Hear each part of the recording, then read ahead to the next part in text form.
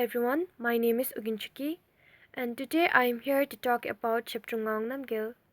Zhabdrung Ngawang Namgyal is a very influential figure in Bhutan, as we all know, and we revere him both politically and religiously.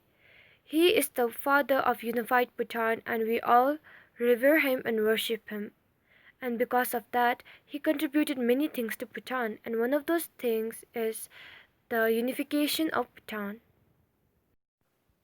Bhutan was divided into many regions and each region had a chieftain. Zhabdrung defeated all of them, and this is one of the reasons our Bhutan was finally unified. Now that we know the first reason of unified Bhutan, let's talk about the second reason. The country had 5 dominant religions which were headed by the 5 lamas.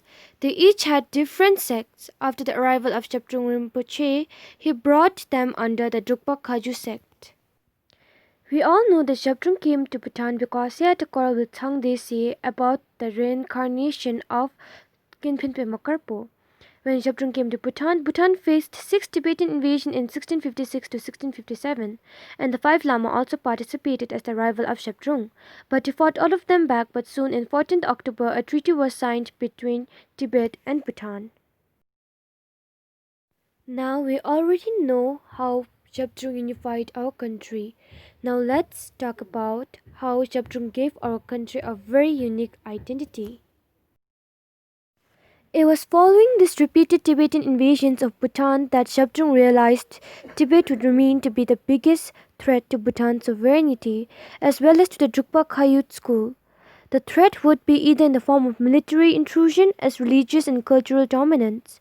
It was promoted as Zhabdrung to create for Bhutan customs, traditions, dress ceremonies, and rituals which reflected the Bhutanese characters as distinct from anywhere else. Even the religious rituals within the Drukpa Khayut school were deliberately changed to be appropriate only to the Bhutanese.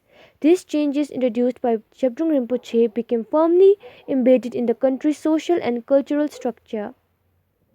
They were, therefore, Zhabdrung Ngawang Namgyal's greatest achievements, as they paved the way to the creation of a unique national character in the social and cultural life of Bhutan. The Zhabdrung also gave Bhutan the first codification of laws that became known as Khatrim.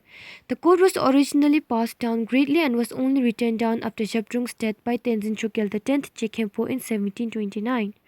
The code had several purposes, amongst which were firstly it established clearly the relationship between the Drukpa monastic community, representing the state, and the lay population, while the monk had to give teachings and initiations as well as perform rituals for the benefit as well as community and the country. The people in exchange had to provide materials and financial support. Secondly, taxes were also codified. Among other taxes, there were contributions of meat, butter, salt, wood, and cereals, as well as of paper and clothes. Only monks and laymen attached to the monastic community were exempted from these taxes. Thirdly, all important aspects of social life were also regulated by the Code of Laws. It includes laws related to inheritance, trade, crime and punishment, behaviour of monks and officials, and the prohibition of the use of tobacco. The laws were meant to help the people to be just and fair in dealing with each other.